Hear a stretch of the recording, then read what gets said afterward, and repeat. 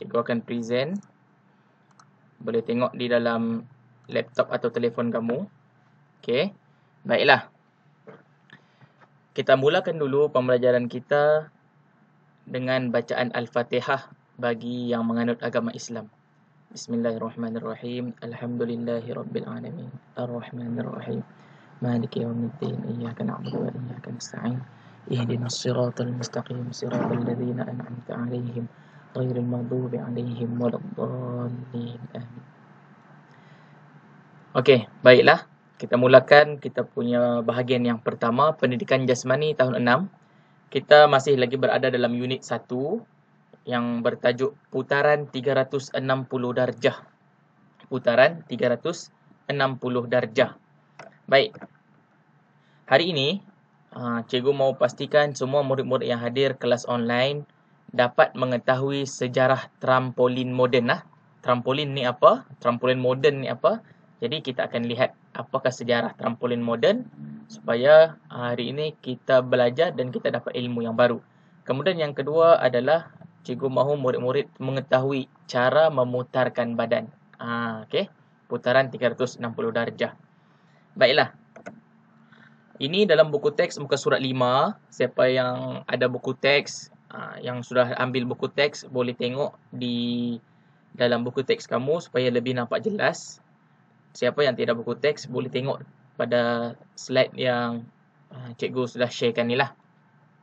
Okey, ini adalah aktiviti membuat putaran 360 darjah.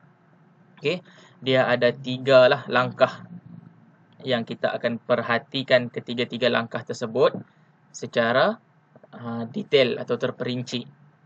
Baik, sebelum kita mulakan aktiviti ini, kita kenal pasti aktiviti ini, kita mahu kenal pasti dulu apakah alat yang digunakan untuk aktiviti putaran 360 darjah.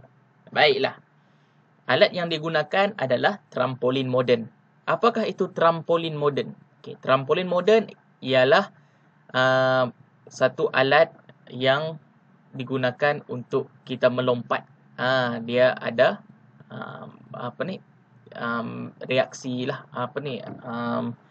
pantulan sekiranya kita melompat di sana. Jadi dia ni dah dicipta pada tahun 1963 lagi. Dia trampolin moden ni dah dicipta pada tahun 1963 oleh siapa? Oleh George P. Nissen. Okey, seorang gimnas Amerika lah. Okey. Ini trampolin moden. Jadi kita sudah tahu trampolin moden itu adalah alat yang digunakan untuk kita melompat dan membuat putaran 360 darjah.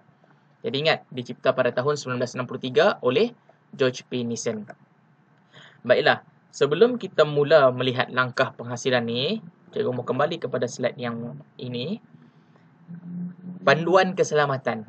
Sekiranya murid-murid yang ada trampolin ataupun yang sesuai dengan penggunaan trampolin mau melakukan aktiviti ini, pastikan trampolin tersebut selamat digunakan. Jangan yang sudah lama, yang sudah lusuh, yang sudah nampak dia punya karat ataupun dia punya tempat lompat tu sudah koyak dan sebagainya. Hati-hati sebab dia melibatkan keselamatan.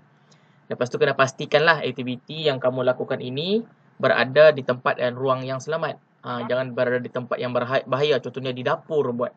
Di dapur ada barang yang tajam, ada makanan dan sebagainya yang boleh menyebabkan kecelakaan ataupun kemalangan.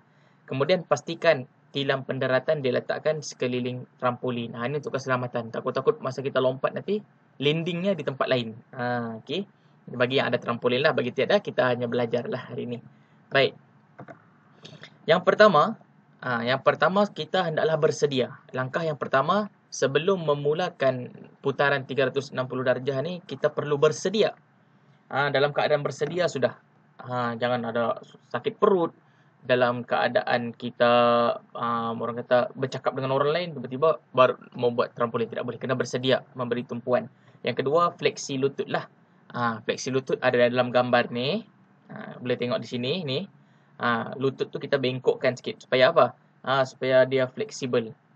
Supaya dia fleksibel. Bila kita lompat itu, dia akan ada spring dah di situ.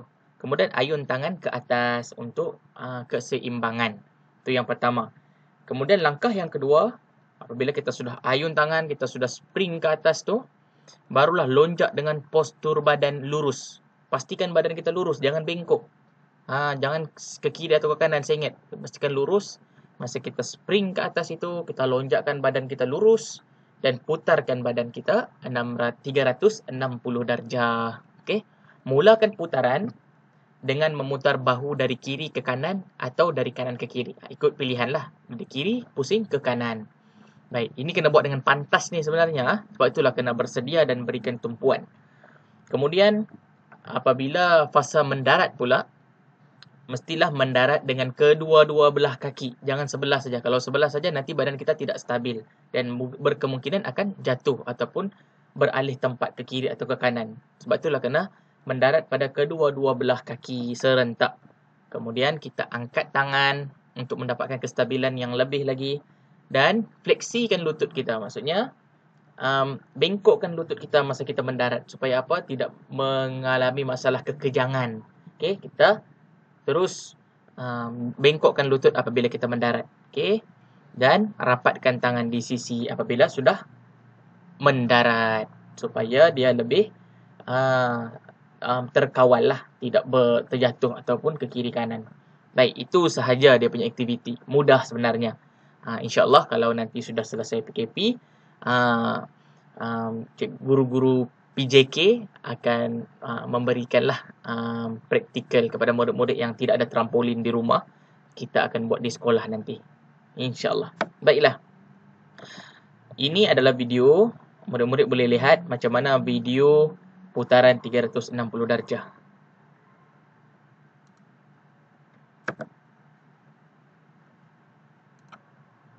Kemahiran putaran menegak 360 darjah.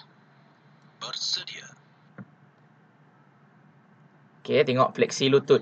Fleksi lutut dan ayun tangan ke atas. Lonjak dengan postur badan lurus. Putarkan badan 360 darjah di udara. Mendarat dengan kedua-dua belah kaki. Fleksi lutut dan rapatkan tangan di sisi. Okey. Ini 90 darjah. Ini 180 darjah. Okey. Itu 360 darjah. Tadi dia buat sebelah kanan dan sebelah kiri. Begitulah video dan macam mana aktiviti yang kita lakukan. Baik, kita tunjuk sekali lagi macam mana murid tu melakukan. Ini 180 darjah. Okey. 360 darjah. Fleksikan lutut, spring dan putar 360 darjah. Jadi itu sahaja. Kemahiran. Kemudian kamu boleh buka di site sekolah di mana kamu melihat tugasan-tugasan subjek-subjek lain. Boleh buka juga dalam subjek PJK dan lihat di dalam modul yang cikgu sudah sediakan kepada murid-murid semua dan jawab soalan kuis pada link inilah. Tidak banyak, 5 soalan saja. Jadi habis daripada kelas ini, terus buka modul dan tekan link itu dan jawab. Mudah, tinggal tekan-tekan saja, tidak perlu mau menaip-naip, tidak perlu type-type sudah. Baik, 5 soalan jawab berdasarkan apa yang kita belajar tadi. Baiklah, kita masuk pula kepada bahagian yang kedua, pendidikan kesihatan. Okey, pendidikan kesihatan ini kita laju sikit. Kita sudah masuk unit 2. Okey, kita sudah masuk unit 2, tajuknya salah siapa. Unit 2, tajuk salah siapa. Kita masuk kepada subtopik yang pertama lah. Okey, objektif pembelajaran untuk pendidikan kesihatan, cikgu mahu murid-murid semua memahami situasi yang mendorong kepada tingkah laku seksual. Apa situasi-situasi yang boleh membawa kepada tingkah laku seksual ini? Dan yang kedua, cikgu mahu murid-murid tahu cara nak menanganinya. Kalau sudah tahu situasi, faham situasi itu, kamu pun kena tahu juga macam mana mau menangani tingkah laku seksual yang berlaku dalam situasi tersebut. Jadi kita akan belajar satu persatu, kita akan fahami apakah situasinya dan kita akan belajar cara untuk menangani. Okey, ini dalam buku pendidikan kesihatan muka surat 7 unit 2. Di sini kalau kita tengok ada banyak aktiviti-aktiviti ataupun gejala-gejala yang melibatkan seksualiti. Ataupun gejala-gejala sosial. Okey, yang perlu murid-murid terutamanya tahun 6 yang mungkin sudah ada yang sudah akil baligh, yang sudah besar. Jadi kena tahu situasi-situasi ataupun perkara-perkara yang menjaga maruah diri dan menjaga keselamatan diri. Baik, pertama kita kena fahami situasi. Apakah situasi-situasi yang boleh mendorong kepada gejala ataupun tingkah laku seksual? Okey, kita tengok satu persatu. Ada 4 gambar. Kita tengok satu persatu. Okay, sebelum kita tengok satu persatu situasi, cikgu mau terangkan dulu satu jenayah yang sebenarnya sudah terkenal tapi mungkin tidak dapat pendedahan, terutamanya di negara kita yang dengan lebih mendalamlah ataupun dengan lebih besar. Sebab benda ini suatu benda yang memalukan dan ianya sebenarnya perlu kita tahu, terutamanya murid-murid tahun 6 perlu tahu. Sudah besar, sudah ada perubahan fizikal, sudah ada kematangan fizikal, itu menyebabkan kena lebih tahu macam mana untuk menjaga keselamatan fizikal dan keselamatan diri. Okey, iaitu kita akan belajar tentang pedofilia. Pedofilia. Okey, apa itu pedofilia? Pedofilia ini adalah gangguan seksual. Gangguan seksual terhadap kanak-kanak atau remaja yang berusia bawah daripada 14 tahun. Tengok bawah 14 tahun. Maksudnya murid-murid tahun 6 sekarang ni ada yang umur 11, ada yang umur 12 tahun. Masih lagi dalam lingkungan kanak-kanak dan remaja yang di bawah 14 tahun lah. Yang terkena gangguan seksual. Siapa yang memberi gangguan seksual ni? Sebahagian besar pedofil ni orang yang melakukan pedofilia lah, adalah lelaki. Tetapi wanita juga boleh mengalami gangguan seksual ini. Yang melakukan gangguan itu adalah kebanyakannya lelaki yang dewasa. Yang dewasa. Dan wanita pun boleh juga menjadi pengganggu ataupun orang yang melakukan menjadi pedofil ni. Jadi perlu berhati-hati dan perlu ambil maklum. Sekiranya ada orang dewasa, tidak kiralah dia bekerja sebagai apa, dia sebagai apakah, termasuk ahli keluarga kita, sekiranya ada melakukan gangguan seksual, kita kena tahu situasi tersebut. Baik, itu pedofilia. Itu gangguan seksual terhadap kanak-kanak bawah 14 tahun. Kemudian pedofilia dalam kurungan heteroseksual. Apa ini heteroseksual? Heteroseksual ini adalah gangguan hubungan seksual di antara berlainan jantina lah, lelaki dan perempuan. Tapi bila berlaku pedofilia ni maksudnya contoh lelaki dewasa berhubungan dengan kanak-kanak perempuan ataupun remaja perempuan. Kalau kita tengok situasi dalam ini, dia berada dalam lift. Seorang perempuan pelajar sekolah berada di dalam lift bersama dengan seorang lelaki dewasa yang tidak dikenali. Jadi apakah kesan dalam situasi ini? Kita tengok. Kalau seorang saja dalam lift, terutamanya waktu malam lagi, tiba-tiba ada lelaki dewasa yang kita tidak kenal dan muka yang menakutkan, ini yang mendorong kepada gangguan seksualiti dan jenayah pedofilia. Jadi apa kesannya? Dia mungkin kanak-kanak ini akan dirogol, dicolek, dibunuh dan sebagainya. Jadi kena berhati-hati. Jadi apakah langkah pencegahannya? Nanti kita akan tengok. Kita tengok pula situasi yang kedua. Pedofilia dalam kurungan homoseksual. Okay, homoseksual ni adalah hubungan seksual di antara sama jantina. Lelaki dengan lelaki, perempuan dengan perempuan. Jadi tidak jauh beza pun dengan situasi yang pertama tadi, heteroseksual itu berlainan jantina. Homoseksual ni sama jantina. Tengok dalam gambar itu, lelaki dewasa dengan mempunyai nafsu terhadap kanak-kanak lelaki. Jangan kamu fikir lelaki dengan perempuan saja. Kena berhati-hati sebab apa? Ada juga masalah ataupun masalah gangguan seksual pedofilia ni dalam kategori homoseksual. Lelaki dewasa yang ada nafsu terhadap kanak-kanak lelaki. Jadi perlu ambil maklum.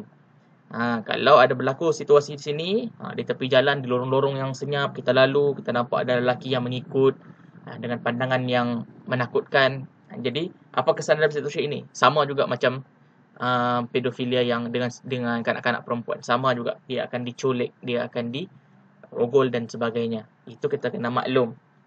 Jadi, apakah langkah pencegahannya? Sebelum kita masuk langkah pencegahannya, kita tengok realiti jenayah ini. Okey, jenayah seksual kanak-kanak ini akhbar Metro 2020 pun sudah kata 1721 kes jenayah seksual kanak-kanak.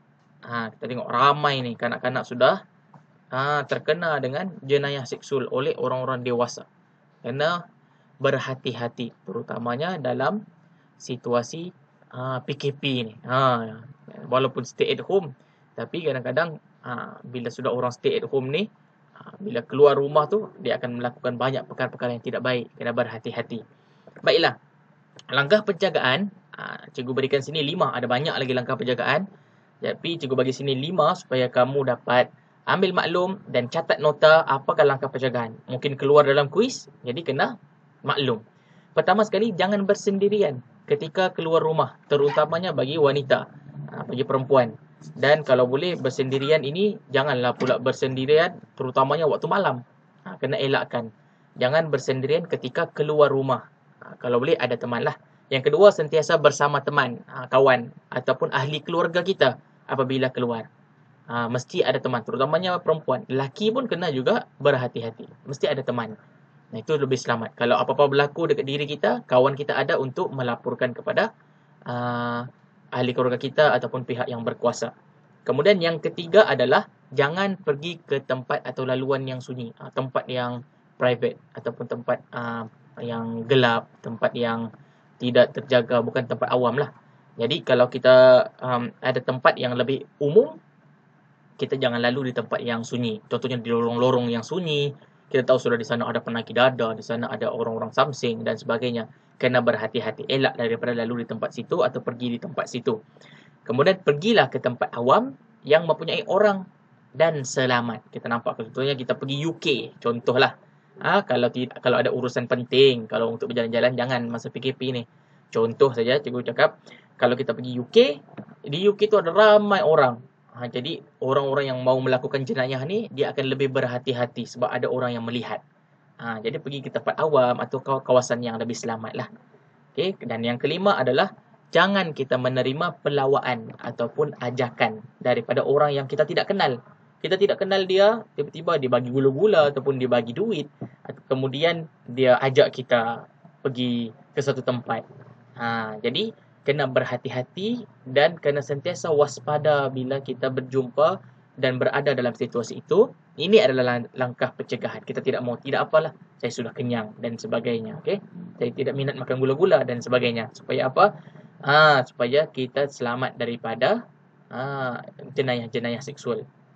Baik. Situasi yang ketiga pula.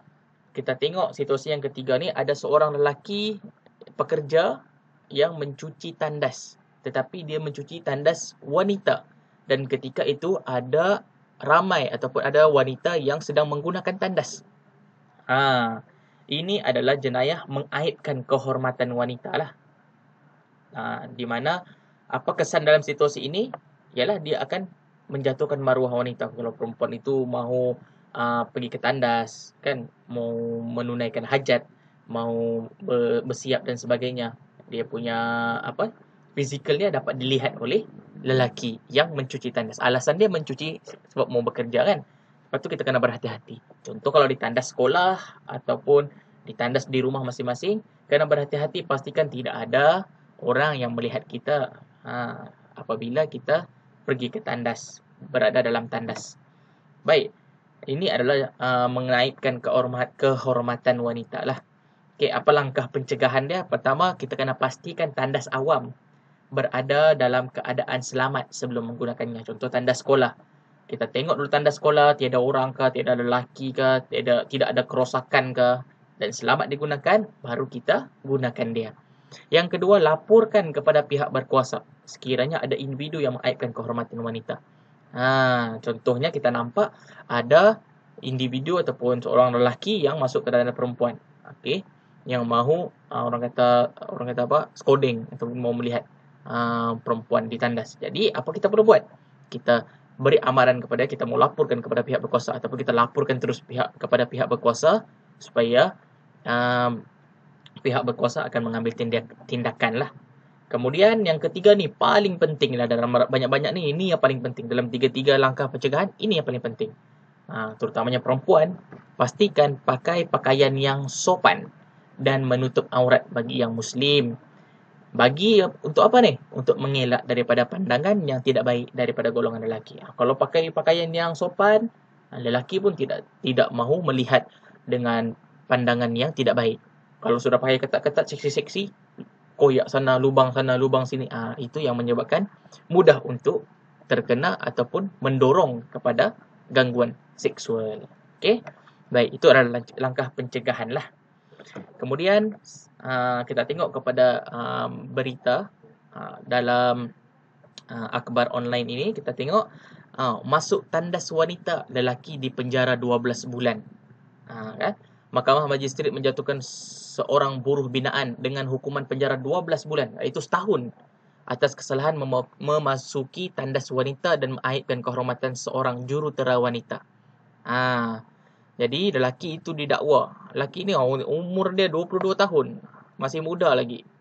Dia mengganggu kesantunan mangsa dengan memasuki tandas awam. Itu kena berhati-hati. Sekiranya kita ada melihat situasi ini, ada lelaki masuk ke tandas wanita, pastikan buat laporan kerana ada tindakan dia. Ada hukuman kepada mereka yang melakukan jenayah ini. Mengaibkan kehormatan wanita. Baik. Sekarang ini, ada satu situasi pula. Adakah pondan boleh masuk ke dalam tandas perempuan? Pondan boleh masuk dalam tandas perempuan kah? Okey. Ini cikgu bawakan fatwa lah, fatwa umum sebagai mudah untuk kita maklum ataupun lebih kepada panduan juga. Pondan, maknyah dan seumpamanya yang memasuki tandas perempuan adalah dilarang sebab mereka asalnya adalah lelaki. Jadi diorang tidak boleh masuk ke dalam tandas perempuan. Jadi sekiranya berlaku situasi ini, kita tengok dia ni pondan, dia masuk dalam tandas perempuan pun kena berhati-hati dan beri amaran kepada dia untuk keluar daripada tandas tersebut. Kalau masih berdegil, kita buat laporan kepada pihak yang berkuasa. Baiklah. Sentuhan seksual yang keempat. Kita tengok dalam situasinya di dalam bas. Di dalam bas, terlalu ramai orang mau balik daripada sekolah atau balik daripada kerja kan. Tiba-tiba ada berlaku sentuhan seksual dalam keadaan sengaja 2-3 kali. Ya, terlanggar tu tidak apalah, tapi ni sengaja lagi melanggar dan sebagainya. Apa kesannya? Dia akan mendorong nafsu dan nanti akan membawa dia kepada mencalarkan maruah kita lah melalui sentuhan-sentuhan yang tidak baik. Okey. Ada situasi ini juga kita kena berhati-hati bukan sahaja kepada orang luar, kepada ahli keluarga kita sendiri. Sebagai seorang perempuan khususnya, dan juga lelaki pun kena ambil maklum. Kalau ada adik-beradik perempuan kan, kena tahu bahawa dalam hubungan dengan ahli keluarga sendiri pun ada batasnya. Contohnya kita seorang perempuan, kalau seorang perempuan janganlah melebihi batas dengan abang ataupun bapa ataupun adik lelaki. Kena ada batas-batasnya. Walaupun adik-beradik, walaupun ahli keluarga. Kalau kita tengok situasi di sini, ni di Kuala Lumpur. Bapa dipenjara 40 tahun dengan 24 sebatan. Kerana apa? Merogol, meliwat, melakukan sentuhan dan penganiayaan seksual terhadap anak kandungnya. Bayangkan, bapa sendiri pun boleh melakukan jenayah seksual terhadap anak, apatah lagi orang luar. Jadi perlu berhati-hati, perlu sentiasa berjaga-jaga. Menjaga batas lah yang paling penting. Baik, langkah pencegahan pertama, kita menjaga batas pergaulan dan sentuhan dengan orang yang berlainan jantina. Jangan sikit-sikit mau salam, jangan mau peluk. Kalau perempuan yang sudah akil balik ni tidak digalakkan untuk berpeluk erat dengan abang atau bapa kerana tubuh fizikalnya tu sudah berubah yang boleh berkemungkinan akan menimbulkan nafsu walaupun sama ahli keluarga. Sebab tu ada bukti sudah, inilah jenayah-jenayah yang sudah berlaku. Jadi perlu berhati-hati. Bersalam, peluk sikit tu tidak apa masalah. Tapi jangan menjadikan benda tu macam kebiasaan. Dan sentuhan-sentuhan yang merangsang nafsu tidak boleh juga. Walaupun sesama ahli keluarga. Baik, menjaga batas. Yang kedua, memberi amaran kepada individu yang menyentuh anggota badan. Contoh kita naik bas, kita nampak ada lelaki terlanggar badan kita beritahu, hati-hati, jangan langgar saya. Kita kena beritahu, beri amaran. Kalau kamu langgar saya lagi sekali, saya beritahu polis. Ataupun saya laporkan dengan polis. Supaya dia takut dan dia berhati-hati. Supaya dia tidak mengambil kesempatan. Dan yang ketiga, kita mendapatkan khidmat kaunseling. Khidmat kaunseling supaya apa? Kita tahu macam mana kita nak menjaga diri dan kendalikan masalah yang kita hadapi dalam satu situasi. Macam mana kita mau bercakap dengan orang itu supaya orang itu tidak tersinggung dan orang itu boleh faham apa yang kita sampaikan. Kena dapatkan khidmat kaunseling. Kita alhamdulillah di sekolah ada unit bimbingan dan kaunseling. Ada guru-guru kaunseling yang boleh kita dapatkan info dan kaunseling daripada mereka, guru-guru kita, cikgu-cikgu kita. Jadi itu sahaja langkah pencegahan, 3 langkah pencegahan supaya murid-murid fahamlah langkah pencegahan ini. Tugasan PK juga ada link diberikan dalam modul. Diharapkan murid-murid sudah dapat baca dan jawab soalan kuis itu pada link inilah. Modul PK dan PJ kali ini cikgu sekalikan sebab cikgu ajar kedua-duanya.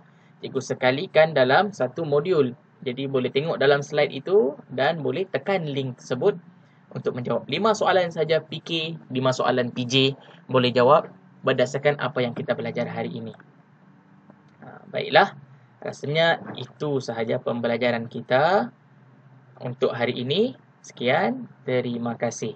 Siapa yang baru masuk dalam kelas online yang tidak dapat mendengar semua penjelasan, boleh tengok semula pada link video yang cikgu akan berikan sebentar lagi lah, 30 minit selepas daripada kelas online kita. Cikgu akan berikan video tayangan semula di link YouTube. Cikgu akan berikan apa yang cikgu ajarkan daripada awal tadi supaya semua sedia maklum. Dan jangan lupa siapkan tugasan kamu semua dan dapatkan link tugasan itu di dalam site sekolah.